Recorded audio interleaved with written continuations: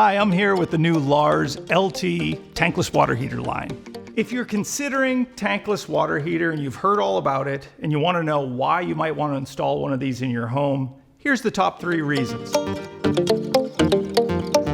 The first one is space. If we look at this unit, it's very small, it's compact, and it hangs on a wall.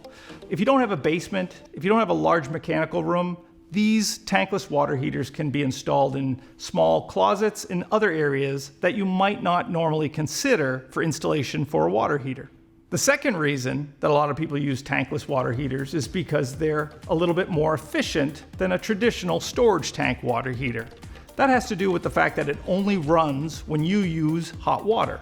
So unless you're using the kitchen sink or the shower, they're not sitting there storing and maintaining water temperature like a traditional storage tank. And lastly, they don't run out. You might have heard these referred to as endless hot waters, and that is 100% correct. As long as you have electric and gas, they don't run out of hot water. So what that means is no more cold showers. Let's talk about the commercial capabilities of these recirc and standard tankless water heaters.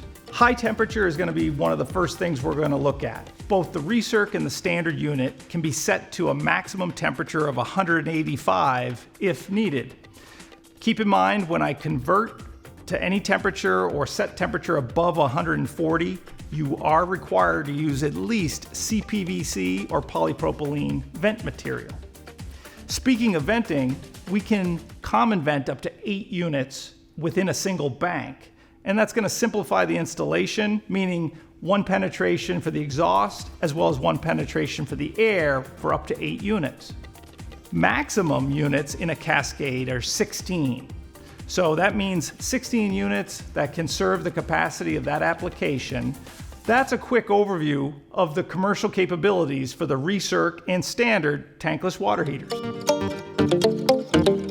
If you want to learn about how it'll save you money, save space, and never run out of hot water, let's take a deeper dive.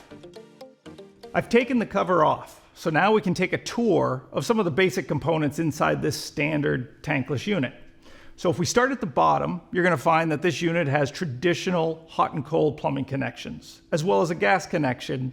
As we work our way up, you're going to see at the bottom here, we have our printed circuit board. On the printed circuit board, we have a gas leak detector. This is going to protect against any type of raw gas leaks within the unit. Back behind the board is a water leak detector. So this unit's going to let you know if there's any type of leak within the unit. It's better to know sooner than later. As I work my way up, we're going to see that this standard model has a very simple, easy to use controller. I can set temperatures. I can program an external recirc pump. The main heart of the unit is the stainless steel heat exchangers. So both the primary and the secondary is made from stainless steel. Remember, this is a condensing, high efficiency tankless water heater. Up above, we've got our air-gas mixture motor paired with our gas valve. This is where we're going to get our 15-to-1 turn down high efficiency capability. And then finally at the top is our 2-inch PVC and CPVC vent adapters. This is where I can run it with either 2 or 3-inch pipe. And that's a quick overview of the standard tankless water heater model. So let's look at how to set up a standard tankless unit and control an external recirc pump. So I've removed the warning cover, protective cover of the terminal block that exposes my pump relay on the standard model. At that point, I've already wired in my ground and my neutral to my pump, and I'm also going to wire the hot leg now to the circulator. Once that's connected, and again, I only did this with the power off to the unit, I'm now ready to power up the unit with the rocker switch.